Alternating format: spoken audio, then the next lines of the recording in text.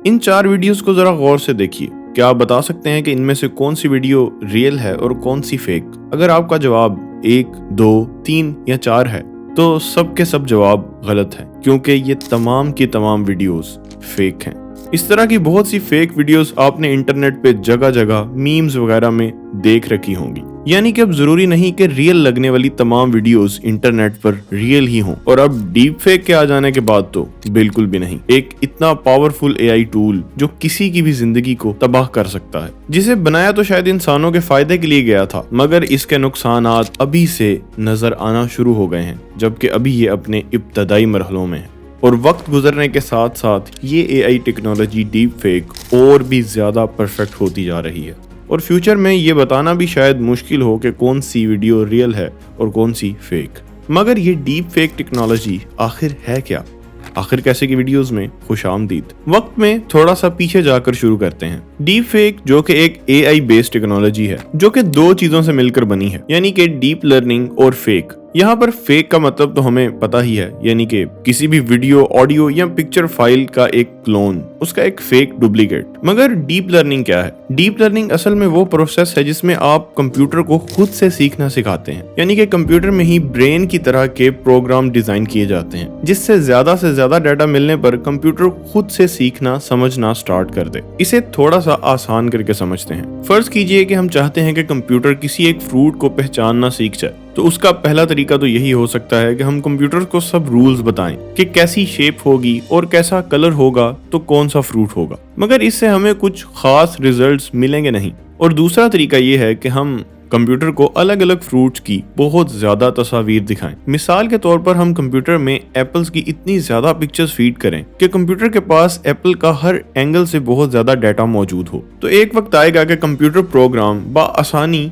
किसी भी एप्पल की तस्वीर को फौरन पहचान जाएगा, बिल्कुल उसी तरह से जिस तरह से ह्यूमंस सीखते हैं।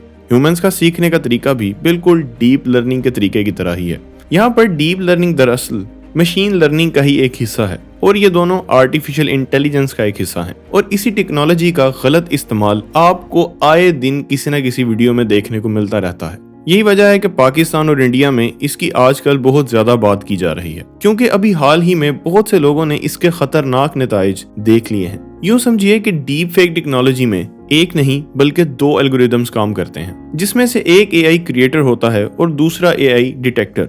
पहले एआई का काम यह होता है कि मिलने वाले डाटा को इकट्ठा करके नए इमेजेस जनरेट करना, और फिर दूसरा एआई बनी हुई पिक्चर्स में से गलतियां तलाश करता है। यानी कि इसमें क्रिएटर एक पेंटर का काम करता है और डिटेक्टर एक जज का। क्रिएटर इमेज बनाकर डिटेक्टर की तरफ भेजेगा और डिटेक्टर उसमें से गलतियां निकाल कर वापस क्रिएटर यानी कि पेंटर की तरफ भेज देगा।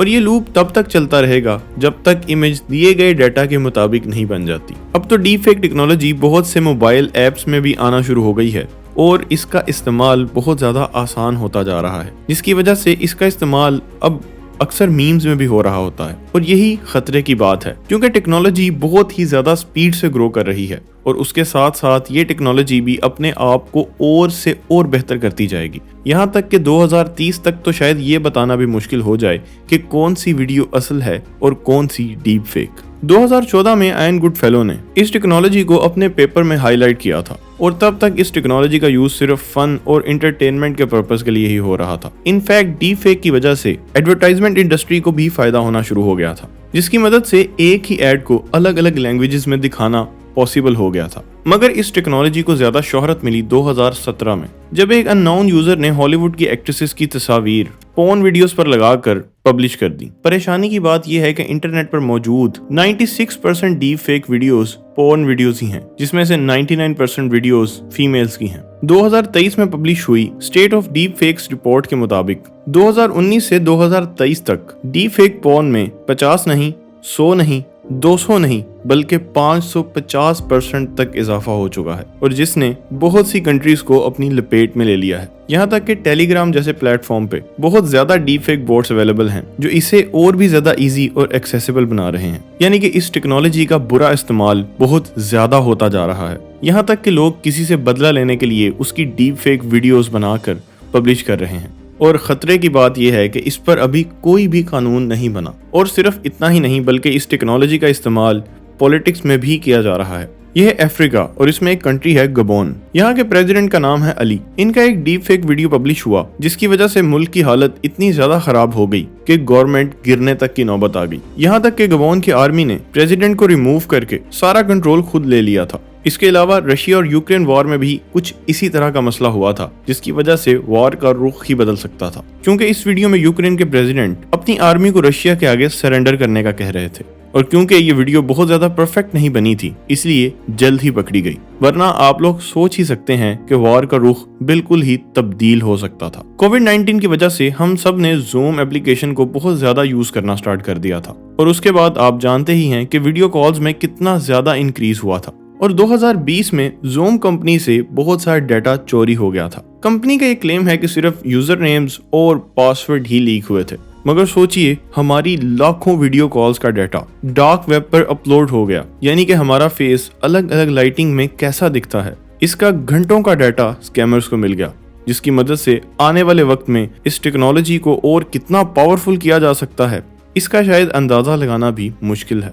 आए दिन अब डीप फेक के वीडियोस बढ़ते ही चले जा रहे हैं। जिस तरह से पाकिस्तान और इंडिया में बहुत से केसेस सामने आए हैं, इसी तरह से पूरी दुनिया इसकी लपेट में आती जा रही है।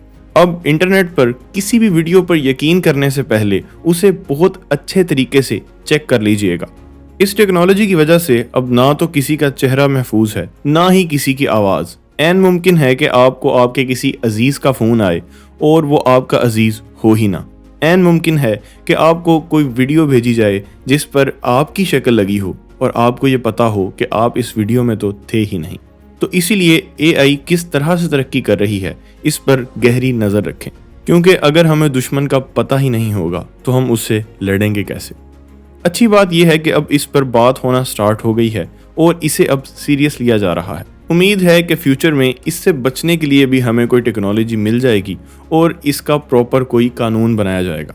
आप लोगों का इस बारे में क्या ख्याल है, कमेंट सेक्शन में ज़रूर बताइएगा। वीडियो अच्छी लगी तो चैनल को सब्सक्राइब कर दीजिएगा। मिलते हैं आखिर कैसे की एक नई वीडियो के साथ।